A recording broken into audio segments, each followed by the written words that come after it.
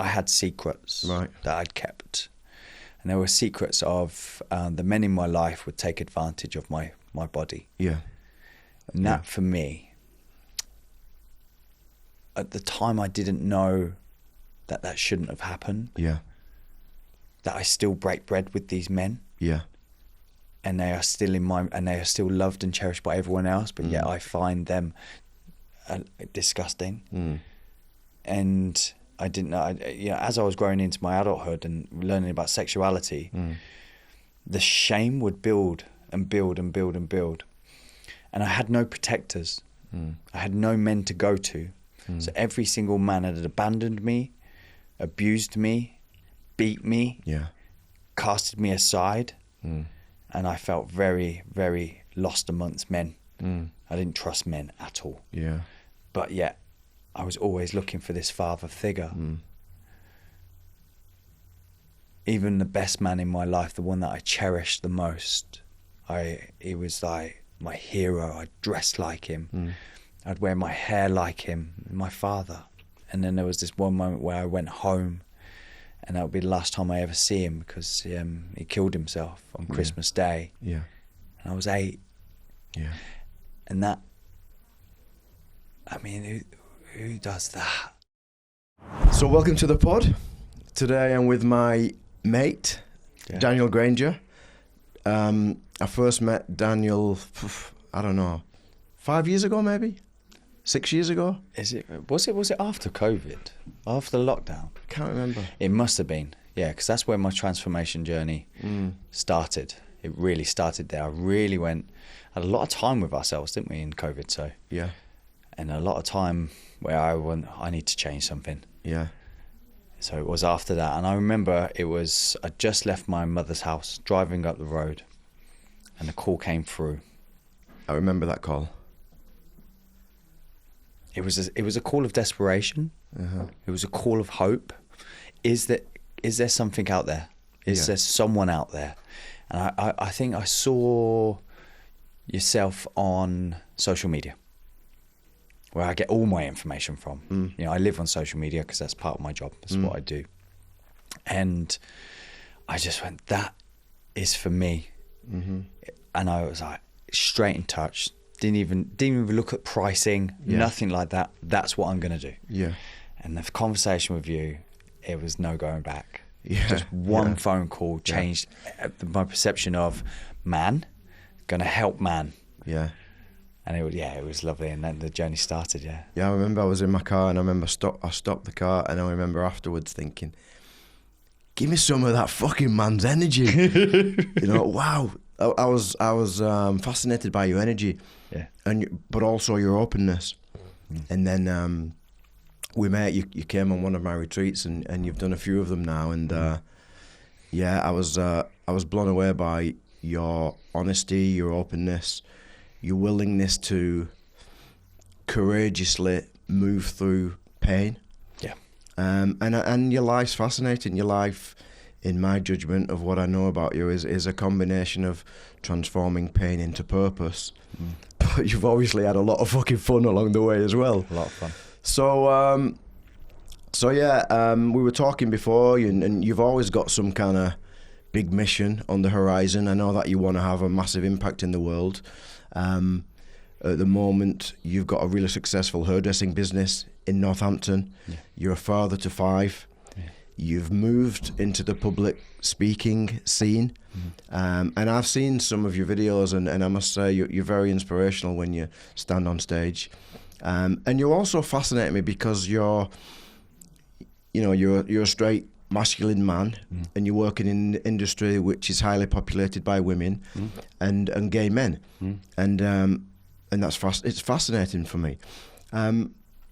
We will at some point go into influences in your childhood and how you've become the leader that you are today. But I want to ask you initially, what was it that initially took you into hairdressing? Because I've heard you speak about hair, and it's much more than cutting people's hair for you, isn't it? It's a chance for you to get into the hearts and minds of human beings that need support.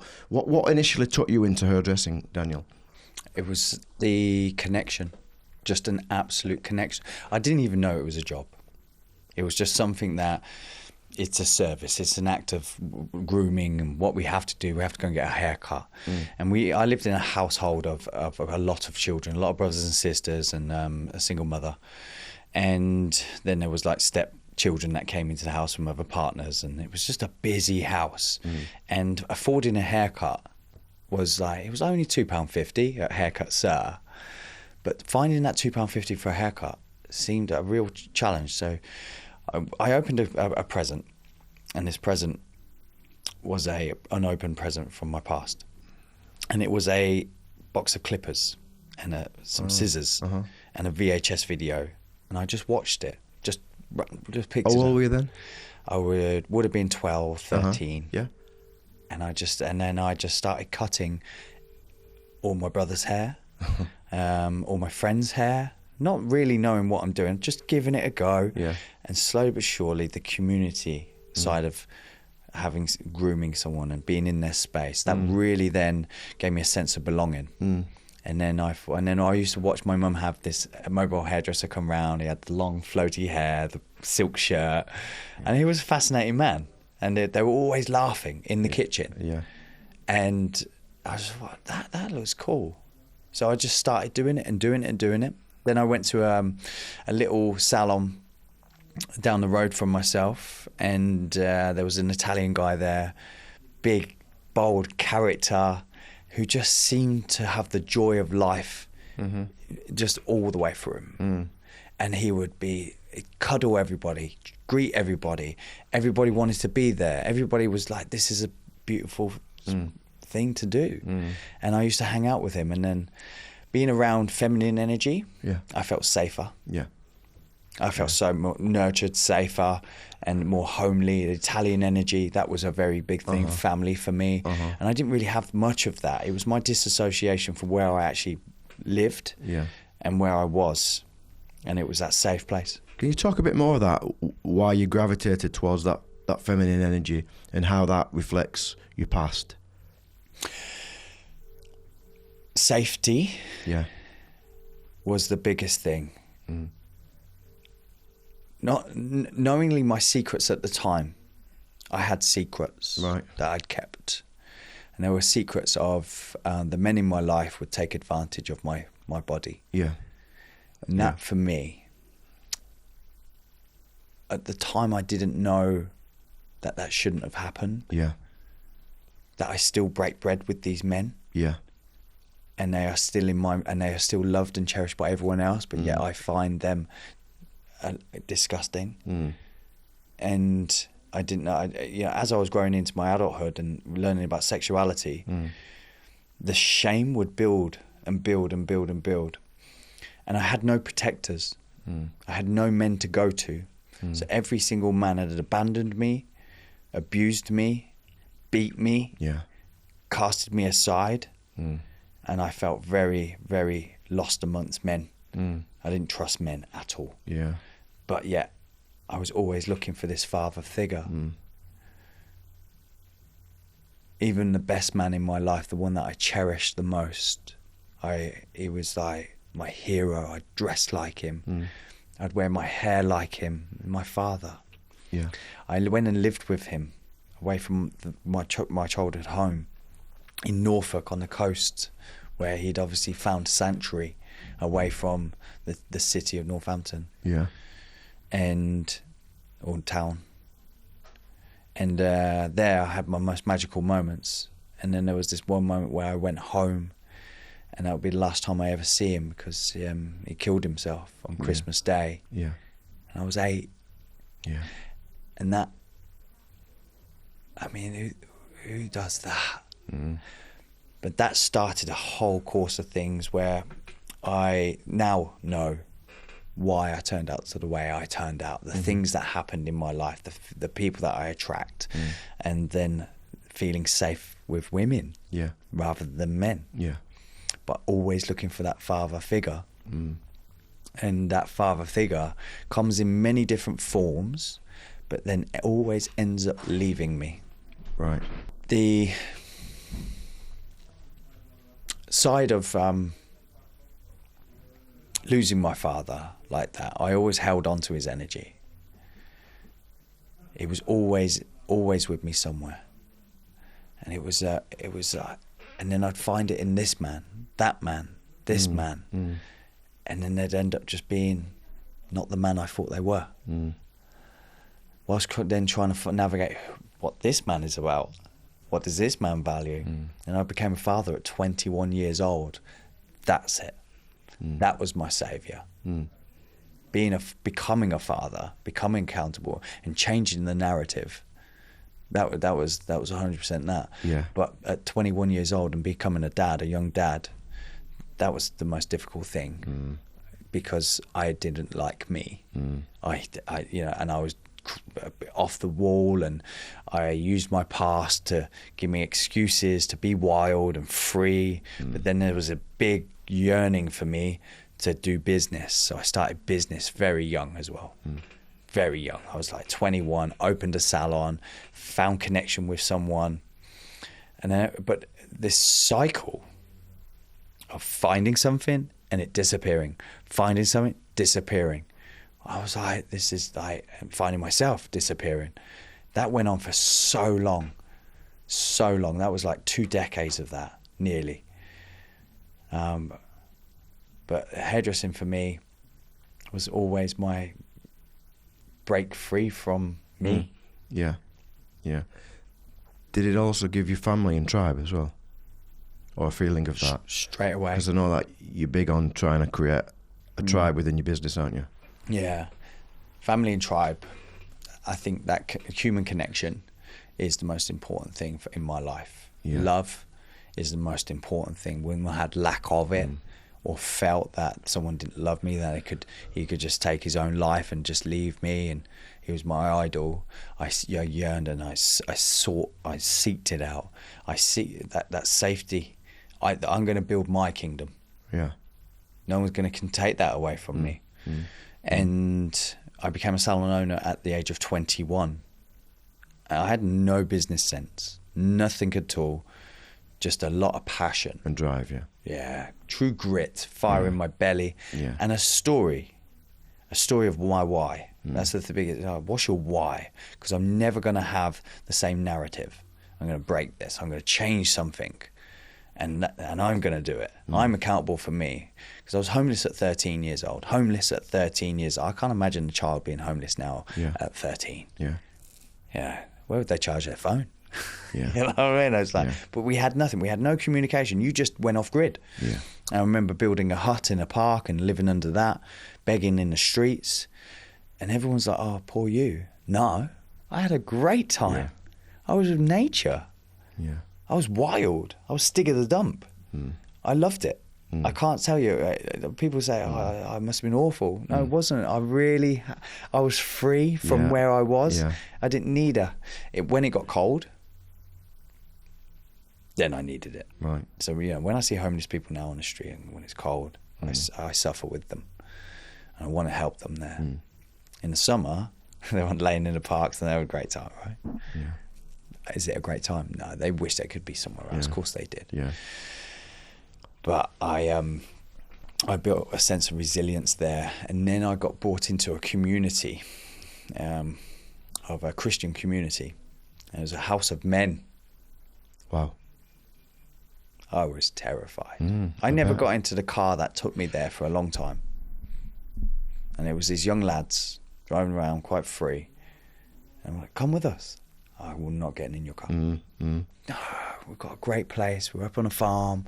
Come on, it's a great community. You'll love it. You'll love it." And I'm like, "No, I'm not going there."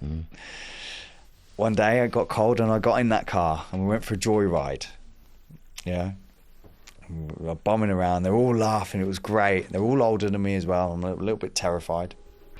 So we would go on this joyride around country roads, and it was like free. Wow, exciting. And then rather than dropping me back to the corner where I would go and beg and sleep, I mean that people would start, they would kick you in the head just because you sat there. I just sat there like waiting for some food or some money, and they'd kick you in the head. It gets tiresome because it's not once or twice, and you start smelling. You can smell yourself. You smell. You haven't bathed or washed, basic necessities.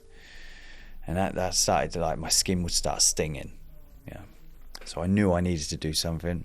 So I got in the car and I went for a joyride, and I let them take me back to this big farmhouse. I remember pulling up to it, and it was dark, tree lit, big windows everywhere.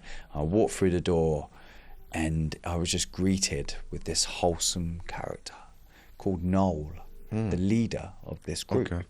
Right. Soft. And they took me to the pantry, and they got me some bread and some croissants that they'd made. Then they took me to the Aga, and they cooked me some eggs. And then another chap came out with some clean clothes. Do you want to have a shower? Yeah, I do. Really do. And that night, they were like, we could find you a bed. We went up this massive staircase that wrapped around the whole farmhouse, and then went into this one room, and there was 12 beds in this room. And I'm like, I'm scared. Yeah. I am so scared. If those lights go off, what's going to happen now? And I didn't sleep much that night. And plus there was another guy over the other side that, he slept with his eyes open, and he had a big scar down his face here. And I was like, I am in the wrong room. 13 years old, and I could hear every creak. And I just sobbed. I'm like, oh, I want to escape. I want to go back outside. Safer. But I woke up and I was fine. And then there was this guy next to me, and he was bouncing, and he was like, time to get up. Let's start our day. Had long hair, hippie. And I was like, okay. And with fresh pants, clean socks. They'd washed my clothes overnight, hung them up, and gave them back to me. And then we went out, and I found my duties for that. What do I do? How do I fit in? And they gave me jobs. This is your job now. You're going to look after the bees. You can go and do the bees, and you're going to do the eggs later and check all the eggs under candlelight. And it was like, okay, cool. And then we had to sing songs, and we became this little community. And I can get used to this. This is cool. Okay, this is me now. And that was lovely. And I stayed there for quite a while. Okay. The thing that kept me there was that I went to this orchestra where they hold, all the farm comes together, from the women's house, the male's house, and the other communities around Northampton. They all come together in this one big hall, play music and sing religious songs. I looked down at stage, and there's my brother on the drums. My brother, I haven't seen my brother for over a year or two, and he's there. He lives with them. I mean, this happened within the first week, and we realised my brother had found sanctuary here as well. Wow. And I was like, it's meant to be. And then obviously everyone found out where I'd gone and lived, and word got out. And then obviously they needed me back in the school system. So I then had a phone call saying, we have a Maggie on the phone. I was like, all right. Yeah, she would like to talk to you. I'm like, Maggie? The only Maggie I know is my stepmother from my father. When my father died, he was married to this woman called Sharon. Beautiful woman, loved me. I loved her. She was safe. And her parents had found me and said, we're coming to get you. We're coming to get you. I was like, please, come get me. As much as I felt this was me, this wasn't me. I wanted familiarity. I needed love, like true love. I needed family. And they came and got me, and they then took me to a shopping mall, and they bought me 12-pack pair of pants, 12-pack pair of socks, deodorant, wash, toothbrush, my own stuff. It's mine. And these people are generous to me. They're giving to me. I've just come from that, but that's that. And then they put me up in their house in the village, and I owe them my life, right, 100%. And of course, I went on to there, and they got me a social worker, and the social worker. How well were you when you went in with them? Just about 13, 14. 14. Just it all happened within those years. Felt like a lifetime. And my reality is sometimes distorted. Like, how long was that time period? In my head, it was like 3 to 6 months. Other people were saying, do you know what, actually, Daniel, it was about 7 weeks. But I had no time. Yeah. I had no watch. I had no phone. I had night and day. That's all I had. I didn't know what day of the week it was. I was so out of... It was surreal. And then it was like, right, now you've got to go back into the school system. Oh, okay. So in brand new school, I used to get taxis to school gifted to me. You know, the social services were the blessing of my life. They were so good. They really took care of me and gave me good direction. And they bought me my first pair of hairdressing scissors as well, like professional ones. We've got a budget for you.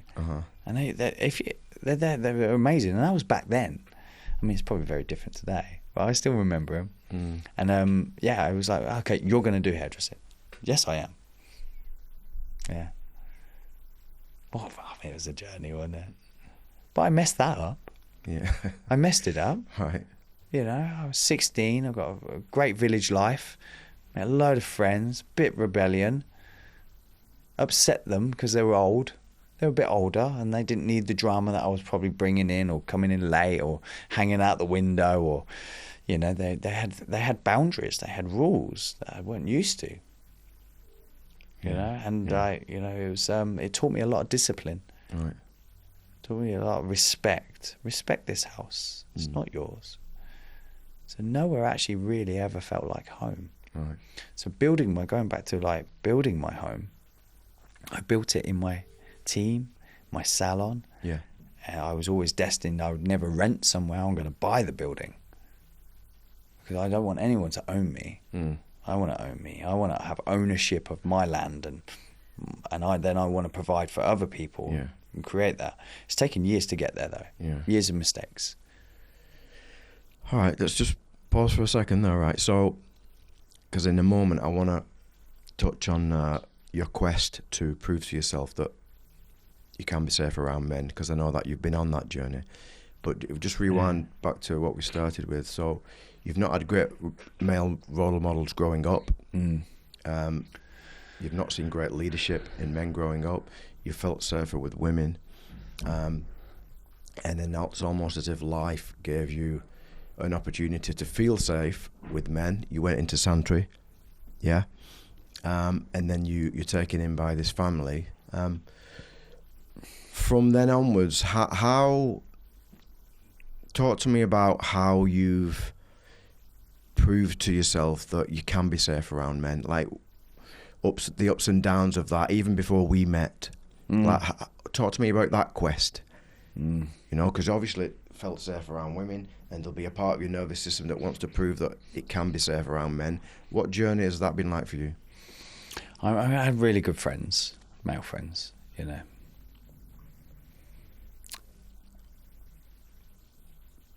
But someone that truly loved me and cared for me didn't really have that. So I seeked it out in my bosses. So I'd always have a male boss. Right. And it seemed to be that course, like males open salons. There was more male salon owners. So I worked for them. But I'd always feel betrayed by them. Right. Or belittled by them. And not see my true self. So I had a lot of toxic bosses. You know, and I learned a lot about their toxicity in a sense of, I'm not going to put up with that. I've got boundaries. Right? And I'm like, I've got to accept that because I work for you. And I don't like that. But then their teachings were great, and I felt, you know, I felt valued. I felt like I had a purpose with them. Right. But then the journey with men, I started using, you know, steroids when I was younger to grow. I was only a little boy. Yeah. So I practiced with steroids and gym. Now I'm masculine because I'm muscular. Yeah. You know? And then confidence with drugs. Now I can own the room. Whereas Daniel couldn't own the room. The real Daniel was actually a little bit soft and broken, fragile. But with these other things pumping into my body to give me that false sense of false sense of verticality and confidence. Yeah, and that would destroy everything around you. And then you come off of it, go back on it, off it, partying, women. Yeah, a lot of that. A lot of partying and women. And then father. I was 21, father. Yeah. Partying women, father. Partying women, father. Yeah. You know, I would always fall deeply in love very quickly as well. Yeah. Oh my goodness, like, Yeah, of course. you tell me you love me, I'm like, Yeah. I mean, that's something I'm still working on to this day. Yeah. Right, tell me you love me, you're mine. I get that. That's, you know, it's really quite dangerous. Yeah. Actually. Yeah. And it's like, because I realised that I didn't love myself. Really, I don't love me. You know, I could name 20 things I love, and I was like, I wasn't even on the list. You were in it, yeah. I'm not even on the list. Yeah. But my journey with the men, I don't know, because it only happened 5 years ago. Yeah. Yeah. That's when the journey started. When I met you. I wanted to trust men again, because every single man has left my life. Even my brother killed himself when he was also my father's age, when he died. Yeah.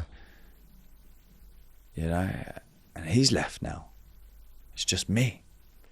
I'm the only one left. And anyone else that's in my life that should have been someone, well, you abused me as a child. So I am the only man. So it must have been incredibly courageous for you to come on a retreat. I think that was a big retreat, your first one as well, with like 20 odd men. Like, how was that going into that? Because obviously we had that conversation. I felt your infectious energy. I felt like you wanted it. And then you came. How was that for you? Terrifying. Yeah. The journey there, what the expectations, but I knew I needed this. Yeah. I needed to fall into this. How would they accept me? Will they like me? Will I be bullied? You know, there's all those little things of like, are they going to accept me? Yeah. So the guy with the mask turned up. You know, the narrative, the guy that would tell you what you want to hear. Yeah. But the funny thing is, the first person I attached myself to was the softest feminine energy. Yeah. It was one of the gay guys that turned up. I instantly went, "You're my friend." Yeah. And then there was like the real masculine guy, and I was like, "I don't know. I need to be protected. I need to, you know, get on your side." Well, there's like 20 odd mirrors for you to look at, isn't there? All different expressions. Yeah. And then I've got through my whole life smiling. No matter what, just keep smiling. Just smile, and they'll see you through your smile. Yeah. You know, expression. I was beaten up so much at school. Always getting beaten up. Every other day, someone wanted to beat up the pretty boy. Yeah. So I learned to fight. Yeah. I learned to fight, and viciously, like a little chihuahua. Anybody, didn't care what size you are.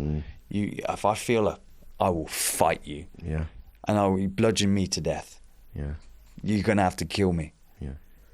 Because I'm gonna keep coming, and I'm not afraid of you.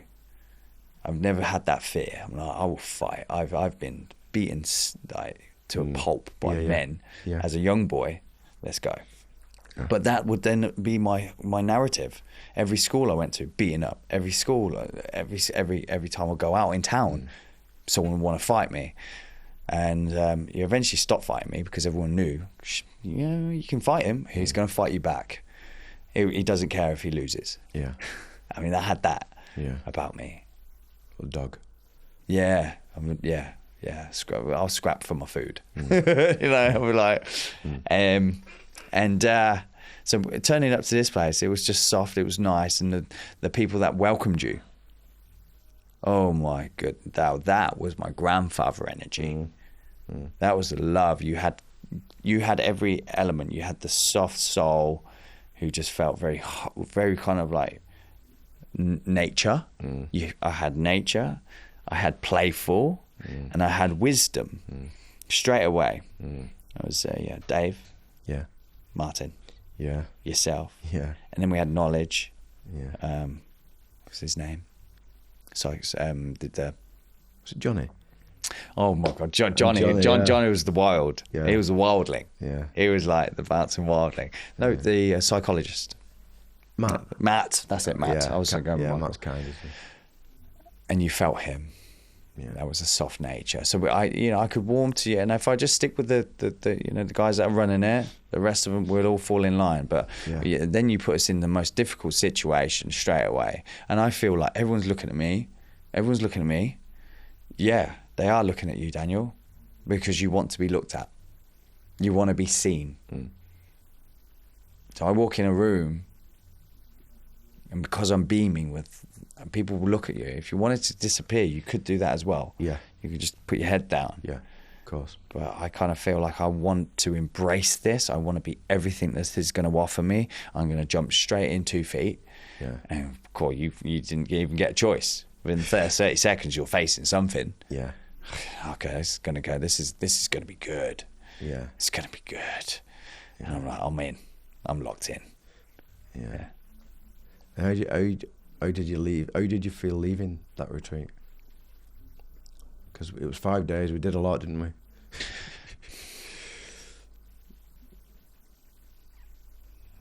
Fuck. Yeah. I just took myself back there, actually. Yeah. Yeah. It was fucking brilliant. Yeah. Like, God, just like a wow. There it is. There I am. Even if you unscratch the surface of like 10% more of me, I can be me.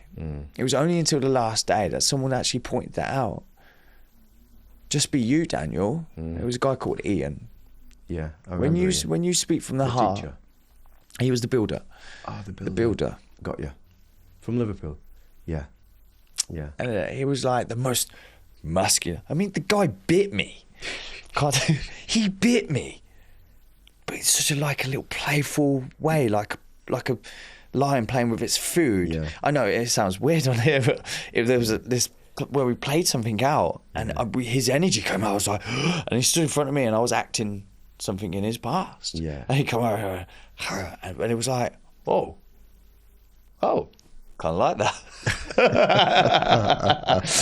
And he said to me, you are the best version of you when you are just you and you stop talking as if you've rehearsed something. Was this on the last day of the feedback? The hardest bit too. Yeah. The hardest bit. I wish you didn't end on that bit because then you're left with that bit. You're like, oh, maybe I could have done something different. Maybe that needs to be earlier and then I can work on it for a bit more. But it almost then went, no, that's what you come away from, this. The stuff that you need to work on. Did you feel it? Did you recognise it in over each and every single one of the days? Yeah, you've got to keep working on every single element of you. And I've done that and I followed that for the last 6 years now. Yeah. And I keep doing it. Now I teach it. Of course. I feed it back. Yeah. So the knowledge that I get gives me power to then help other people. And it's beautiful. Yeah. Yeah. Yeah. And good on you for continuing it as well, because you could have thought you were fixed and gone back home, and then within 6 months you're back to square one, and you did a couple of other things with me, didn't you? And then we went to Peru, didn't we? We'll come on We'll come on to that part of Peru in a minute, but generally speaking, how was Peru for you, the 10-day retreat that you came on? It's funny because it you know, everything has a calling. Everything has a calling and a time where you discover something that you might need to get you to the next level, because there is always another level. I can't sit with contentment. Right? It's my quickest way to being depressed. So I always need another task. I always need another thing to go to. I need another part of my growth. How good can I be? How settled and how fixable am I? And I had manic depression. I didn't even know. I was a high operation. I was in high operation. Well, I can't be depressed. Look at what I'm doing. I'm running a successful team, running a family. But then you kind of realise, well, actually, Daniel, your life's a complete mess. Yeah. It's a complete mess. There's no fluidity at all. It's like you're doing the work and then you're messing it up. You're doing the work, you're messing it up. Like, what have you got to do? And it was at that point where I said to myself, like, okay, do you know what? I've got every opportunity in front of me. I just keep messing it up. Yeah, and then going, right, get back on it, get back off it. And I thought, right, this one time I said, right, I'm going to give you... I love hearing these little social media things and they spark emotion, they spark drive. You know, motivational speeches is a big thing in my life because it gets in my soul. Put that emotion with a backing track, and now I've got a mind map. Yeah. You know, you're hitting it with the sound, smells, and emotions, and you've got a mind map. And these things would lock into me, and I would then go and do that. And this particular one was, what if you gave yourself a gift for 1 year? Just 1 year. You've had a lot of them and you're going to have many more. But what if you just said one, that you're going to give yourself 100%? And I'd already done the work and doing the work. So it was like, now, okay, here's the next level of the game. Yeah. Tomorrow I give myself 100%. So I then learnt about ceremony and sacredness and paying attention to something so much that you actually truly believe you can do that. And then I lined up all of the substances, all of the toxic behavior, however small or however big. I lined them all up on there and I thanked them for serving me. Yeah. Nice. But you no longer serve me now. And from that, I mean, that was a lot of tiny addictions there. And I put them all in there. I tasted them and said goodbye. Tasted them, said goodbye. Experienced them, said goodbye. And it took over a course of 2-3 hours. Yeah. I sat with that, just alone. And I never did another substance in my life. I never went back there. And I gave myself that 100%. Also in that time, I then went, right, what can I do now I don't do that? Yeah. I can be as fit as possible. Yeah. I can concentrate on my diet. I can go to bed early, wake up, read books, do all of the things that I should be doing rather than doing those things. Let's see what happens. And by God, it changed my life. Of course it's going to. Yeah. It's going to. But everybody's scared of doing the work. Everybody's scared of letting go. So you do need the foundations to let go. You need to know some of the things that we've learned along the way to know that you're safe to do that. And safe to feel. And feel it, and notice, you know. And as soon as I did that, then I became a boxer. Yeah. I saw two brothers. Remember that. Having a little round in there. And I was like, I want to do that. Don't know why. I want to do that. So I went over to him and I went, will you teach me? And he went, yeah. And then I had a brother. I had another brother. You know, I've got one that's dead. Yeah. One that was in prison. The other one that I would, you know, stepbrothers. So now I've got an ally. And he taught me that. And then I went, right, well, he went, you're pretty good at this. I mean, yeah, violence came very naturally to me. Yeah. Because I had to fight for my food and I had to accept kicks in the head in groups of men and shut up and just be beaten or abused. Yeah. And then I went on to practice the art of martial arts, discipline. Repeat something that your muscle memory then gets it. And then I felt this air of confidence. My chest would be higher and I could stand amongst men knowing that I can fight you now with a skill. And it'll probably be about 10 seconds rather than a 5-minute brawl. Bam, bam. And that gave me a real confidence, knowing that I am now trained. I wasn't trained at the time. I was going through the training. And then I thought, well, I better put this to practice. Have you got the balls? Have you got the guts to go and stand in a ring in a front of an auditorium of people? Don't know how big it will be. Turned out to be 850 people. watched me fight another man. Yeah.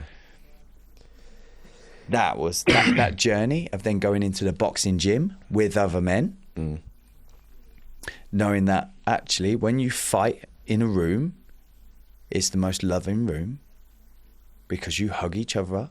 Because the worst thing you can do is get a punch in the face. Yeah. And you're punching each other in the face. And then you like each other. Yeah. Well, this is uncanny. And then I haven't left boxing alone. I've got another fight in 2 weeks. Yeah. I'm terrified again. But I love doing things that I'm scared of. Because on the other side of these things, I get more courage and I grow as a human. And now I've realised in my ancestry, when I go back, my great-grandfather was a boxer. Wow. I didn't know this. That's epic. Yeah. So there's things coming out and feeding you through the bloodline, the good things. And this man that I later learned, he raised 7 children by himself with no mother. Wow. I didn't know that. I only found this out recently. And the things that are calling me now, I keep finding out because I'm ready to find out. Yeah, the tapestry of your life is coming together. It all comes together when you open up to the other plane. But yeah, so I think the question was, how was Peru? Yeah. Again, a new set of men, new set of boundaries, new set of rules. Instantly went, well, you're a dickhead. Yeah. Fucking hell, this is going to be fun. Yeah. I've come here to heal. Yeah. It sounds like you've come here to party. Yeah, I hear you. Ooh. Yeah. And I was like, you've gone through this, you see a bit of you in them. Okay, recognise it. Yeah. And then literally, I'd always go to the person that's being loud with me straight away and diffuse that. Yeah. Straight away. I don't wait for it. I don't ignore it. I don't go, I'll turn my back on it. I go straight to it and I'll tell you how I feel. I would never have done that. Yeah. Never would have done that. You know, that was like, okay. Yeah. I didn't like that, brother. Yeah. That's not me. Oh, man, I didn't mean... And they don't mean it. That's their mask. Along with yours. And it's like... There's some big characters on that retreat. It was a tricky retreat, that. Wow. I mean, they were amazing characters. Yeah. And without them, the journey wouldn't have been the same. Yeah. It taught me a lot of different things about myself. Yeah. You know? Other men have boundaries. And I overstep them. Yeah. Yeah. And then what do you do with that? Well, you face it head on. And be accountable for your own stupid actions as well as they should have been. And you feel it. Yeah, you really feel how another man will feel and sit with him. Yeah. And noticing that was powerful. Yeah. That's knowledge. That's like your perception and their perception. Yeah. Or you have to kind of like their perspective. Get away from your perception of your life and sit with theirs for a while. That takes a lot to get out your own way. Okay, maybe I'm not always right. Let's sit with their perspective. And that's power. And you taking your power back and still allowing theirs. Yeah. And that's where respect comes amongst men. There's a lot to be learned, isn't there, from doing those type of programs with a group of men? Massively. Because you've got the most masculine energy, the most feminine energy. Yeah. And then you've got someone who doesn't know who the bloody hell they are, left, right, or up or down. And you can see the man's skin colour change. You can see his eyes go the colour they should be.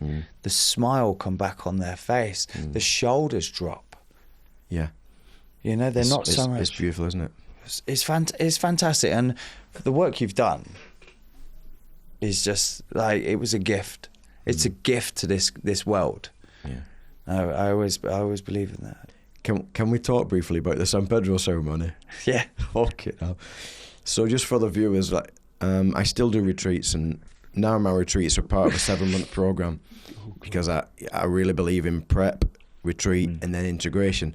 And whilst plant medicine has been part of my evolution, I don't really use it as part of my business, but we did trial it once in a retreat, my first ever retreat that I did in Peru, which Daniel came on. On day 4, we had a San Pedro ceremony. San Pedro is an indigenous plant medicine from South America. The constituent component is mescaline, And fucking hell, I remember we drank this medicine,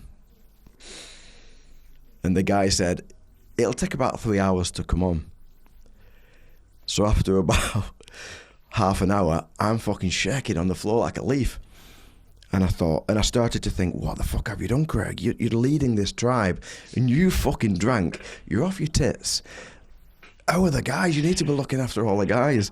And after about an hour, I looked at you initially. I know you got a lot out of it, but initially I looked at it, and your eyes were fixed on me, and your eyes were saying to me, Craig, what the fuck have you done to me? You were like, you are fearful. You're like, make it stop. Make it stop. But tell me about your insights, because later you had some big insights with it, didn't you? Tell me about the insights that you got from that 12, 20-hour journey on San Pedro. It was fucking hell. Funny thing was, the medicine called me. I would have little visions before that, I've got to do this. And then when you went, I was planning on going. Yeah. And then you made the retreat. Yeah. I was like, I'm going to go and find this medicine because I watched a podcast on how much it heals people. Yeah. Like, modern science came from the San Pedro and the ayahuasca. Yeah. The electroshock treatment came from the studies of ayahuasca. Convulsions. Shake the body. I went, well, there's medicine that I can have here. And I trialed magnetic therapy. And that woke my neurosystem up. Now I want to go spiritual. You know, I've always played with religion and the other world out there, and it called me. So, yeah, they said 3 hours. So I prepared myself, went for a little walk. I thought, I need to get back up to that temple. Yeah. And as I got in, I watched it, and I was like, oh my God, my leader is in a bad way. What's going to happen to me? And then it hits you. Yeah. In the gut. Yeah. Ooh. Yeah. But I have done a lot of things in my life. Yeah. And that was very like, I was like, I want to go home. Can you make it stop? And they're like, I'm afraid you've got to do the work. Yeah. And I can tell this story so fluid because it meant so much to my life, because I did the work, and the things that I witnessed. The biggest one that I witnessed was like, the things that come up, there's a reason why they're coming up. But at the time, you're like, I don't want this to come up. Of course. And I had, it was like, it sent me down. It tore my gut open. It was pinning me to the floor, the achiness. Oh my God. And then you're over there going, whoa, whoa, whoa, whoa. I'm like, so fucking exorcist in there. What's going on? Please. And then there's like, and then all of a sudden there's this woof. And and then you look around. I'm looking at everyone else. I look down, and then my dad's head is in my lap. My dad's head. Now I know I'm on a medicine. I know I'm on this journey. And I could shake it off, move on from that, or accept it. And I'm like, I've travelled this far, I've come this long, it wants me to do this, I fucking do this. And it was my dad's face, and he's younger than me. Of course he's 32 when he died, I'm 40. Yeah. So I've got a young man's head in my hand, and I could see the lines in his, I haven't seen that man's face since I was 8 years old. I've got little pictures of him, 4 or 5, and I've got his head and his hair. And I'm like touching my dad's face, and then I could hear him, and we exchanged 1,000 miss yous. I miss you. I miss you. And I could hear him say, I miss you. And I was just so grateful for that moment with him again. Yeah. Yeah. And at the end, he was like, please let me go. I was like, I don't want to let you go. I had to let him go. Yeah. Because I know that I'd held on to him. And then like the next bit of it was obviously the people that hurt me, the energies that hurt me. And then I became this fucking and my I was a being. Yeah. And I was And I was grounded, I was rooted to the floor, and I was beasting it. I was fighting off all this. Come on then, come and hurt me. Whoa, God, I was like, whoa. Yeah. And then it all calms down. And then I remember Dave coming over to me, and he was this warm soul. I could smell his nature. Yeah. And he held me and he says, they're coming for you. I can feel them, like, come here. And he wrapped me up so tight. And I was like a wounded, kicked dog at this time. And you were like this gorilla, this bareback gorilla. That you were just like, like you'd just been to war. You'd been to war. We'd gone to war with us. Yeah. And then I felt this light, like they're coming for you. And they span round my whole body as if I was in this like whirlwind of Disneyland. And I was like, and then it was like, and then the light. I could see colour, aura. Your voice had like a light coming from it. Yeah. Beams coming through. Yeah. Reality was so clear. Every sound, I could feel people's emotion and their aura. And that was then like, now I am with spirit. Yeah. Let's sit here a while. Wow. But with that energy, I didn't sit with it too long. I then went and give it to other men that were suffering and grieving in that room. I went and then became the healer and sat with them. There was another guy, good friend of ours, Daniel, who had a mirrored experience, the same as I had the childhood. He had the same childhood, and we have the same level of trauma. And I knew that, and I went to sat with him, and I let him work his trauma out. I mean, he was roaring. I remember that, yeah. He's deep. That was like, and I went and found it. Yeah. And then I said, this is grief. Yeah. This is grief. And he was like, it's grief. Yeah. It's grief, is it? And then it came out. Yeah. But another man, he would have sat there trying to find it, and I had a little guide. Because I'd just gone through it. Of course. And it was stunning. Afterwards, the next day, I was traumatised. Fucking traumatised. Yeah. I'd had everything come up, and I couldn't even talk. I had ran out of the room. You went round everyone and says, how was your experience? Yeah. I could not tell you that, because I fully submitted to it. The practices, I'm fully in here. I want to heal. I want to be a better man. I want to deal with these things. So the next day, I couldn't even talk to anyone. I needed private time. I wasn't ready to share what I'd just seen. Of course. No way. That wasn't something I could just talk about. You needed some integration, didn't you? Oh, yeah. I needed to come down. I mean, they offered me a second glass. I am so happy I didn't have that second glass. Oh no, I was just stick with that. I'm okay. I'm okay.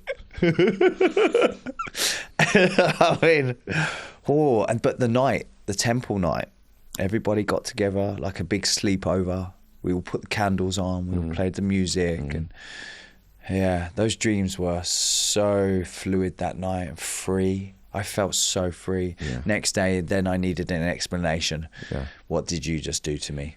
Yeah. Am I going to be okay? Yeah. Have you just undone every good bit of sense of work that I've done for the last 3 years? Have you just have you fucked me or unfucked me? Unfucked me would be the fucking word here. Because I sat with him and I spoke to the shaman that you had overseeing us and looking after us.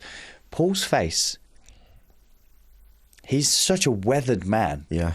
But when I was in the spiritual plane, he was the youngest person I ever. His skin turned, and he went, "That's my soul. You can see." Wow. Wow, so young. And it was like, yeah, I can see your soul living in this old body. And the next day, he explained to me about you had trapped your father's spirit, almost. You had held on to him, maybe, because you never wanted him to actually be dead. So you created this reality that he was still alive, holding on to him, and you actually never grieved. I rang my mother on the way home. I said, Mum, I had this experience. She went, do you know, when we told you, you cried. Your brother cried. But we had to get the doctor round. In those days, you could have a doctor round. Because your brother was so hysterical, that we needed to help him. We thought, what are we going to do? He just wouldn't stop crying. And you were just sat there. Not a tear in your eye. And the doctor said to me, I'm not worried about the guy crying. I'm worried about the little boy that's just sat there. Yeah. I never grieved. Of course. So I'd grieved for 32 years. Yeah. In my own way of strength, holding space, being stronger, holding up there, eating myself alive. And I never actually had time to grieve, like really grieve for my loss. Yeah. Grieve. Yeah, your body didn't grieve. Oh, I didn't. And that was me grieving. Yeah. And bloody God. It feels, still now it feels amazing. And when I get upset, I'm upset with joy, with a feeling of, it's not sad. I get you. It's I'm upset, but I can sit with this sadness and accept it's beautiful. Yeah. It's no longer, oh my God, the world's ended. Yeah. No, it's an actually beautiful sadness. Yeah, I get you. How would that ever happen in my life? Sit with that. That's wisdom.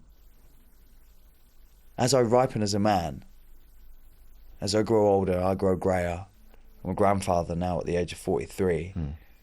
I feel that, I am ripening as a man. I like me. Yeah. I like me. I like me. I'm a good guy. Yeah. Do you feel safer with men now? Generally speaking. Yeah. Yeah. So, I mean, to go into a room I've joined a new boxing gym.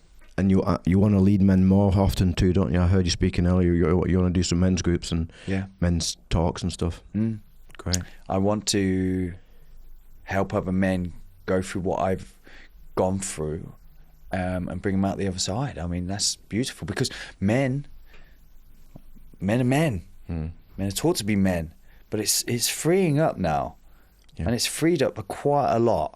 I mean, we have this whole other side of things with, the different types of messages that people are delivering. Do I agree with it? No. Some bits. It's too mixed because there's a balance between feminine and masculine. And I think that's allowed so much, the softening of a man and the masculine of a man, not just one way or another. Yeah. And men are now being taught just one way. We shouldn't accept this. We shouldn't. Well, the world is changing. It's forever evolving. We're not back in those days of the ancient Egypt and conquerors and all of this. But back then there was queens. Yeah. Of course. And it's like now it's like, oh no, the women are taking over. What a load of poppycock. You're just tapping into something that, and you're actually causing a lot of harm to society. But then you actually do some really good stuff as well. But, so I would like to teach that through line. And I live in a feminine world. Yeah. Most of the men I work with are gay. Yeah. And most of the women, most of my staff are women. Yeah. There's the odd masculine male. And it's really nice. I mean, I have the perfect balance of masculine and feminine. I will love you and then I will fuck you up. Yeah. So, all right, so as we come to a close, it's been a fascinating conversation. I wish you could just talk for hours and not put a time on it, to be honest.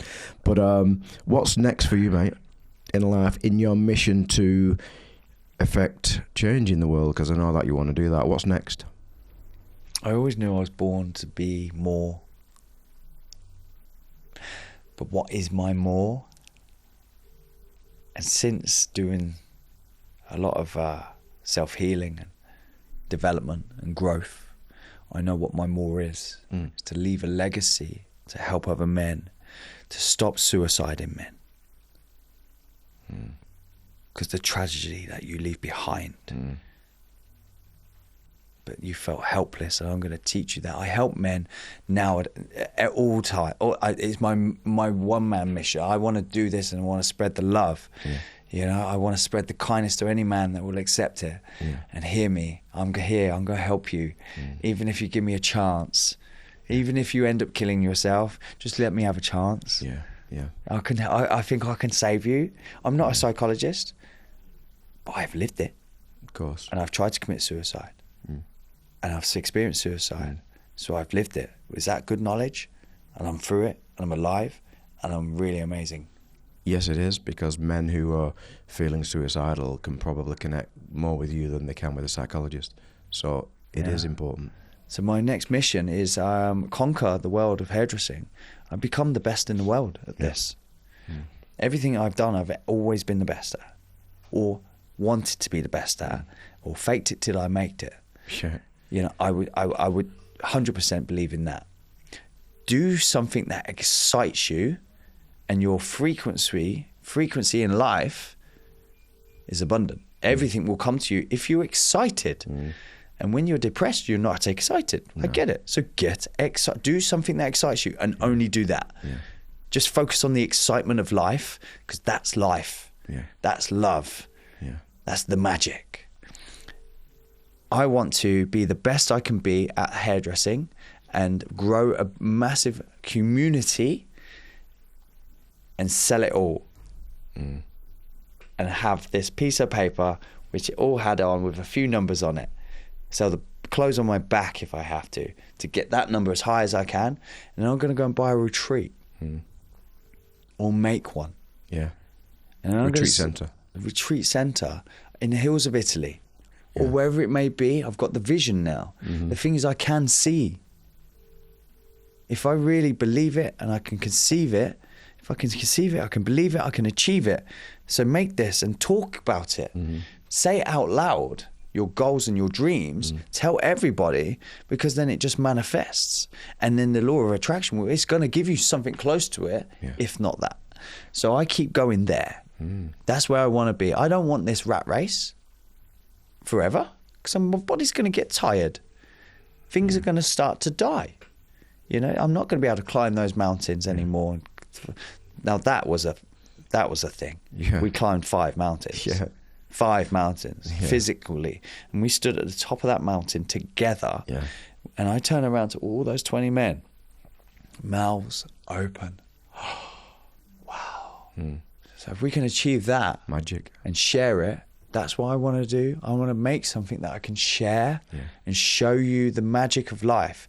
Go back to the foundations of life, farming from the land, remove all social media. You once said to me, you don't need a book, Daniel. You are the book. Beautiful. Thanks, brother. Thank you. Mate, fascinating conversation. I'm really, really, really glad we did this podcast. You've got a lot to offer to the world. I hope people listen to you and listen to your transformation and know that they can transform themselves as you have. And where can people find you, mate, if they want to seek you out? I just funnel one place, Instagram. I like it there. I like it there. Instagram, it's Daniel J. Granger. People go, oh, you've got such a huge following. Who does it for you? I do. I see your messages. Of course. I reply to you. And I have hundreds of people reach out to me, and I can't give you all. I have to have a boundary. I'll give you some. If I could be a full-time job doing that, but I have a full-time family, a full-time business, a full-time hobby. But my full-time is I'm going to help you as well, as much as I can. So Instagram, Instagram, Daniel J. Granger is my handle. Thanks, mate. Well, I look forward to seeing how your future unfolds, mate. And thanks for the privilege to speak to you today. Thank you so much, Greg.